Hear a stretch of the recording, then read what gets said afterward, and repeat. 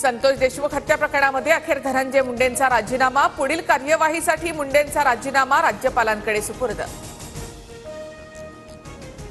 धनंजय मुंडेंनी नैतिकतेवर राजीनामा दिला। मुंडेंनी मंत्रिपदाचा राजीनामा दिल्यानंतर उपमुख्यमंत्री अजित पवारांची प्रतिक्रिया।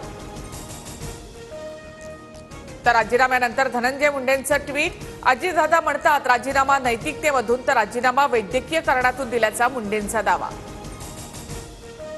संतोष देशमुखांच्या हत्येचे फोटो पाहून मन व्यथित, धनंजय मुंडेंच्या ट्विटमध्ये उल्लेख, तर धनंजय मुंडेंना मन आहे का, अंजली दमानी यांची टीका।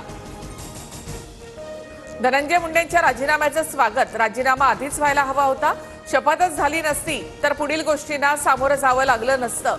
मुंडेंच्या राजीनाम्यावर पंकजा मुंडेंची प्रतिक्रिया।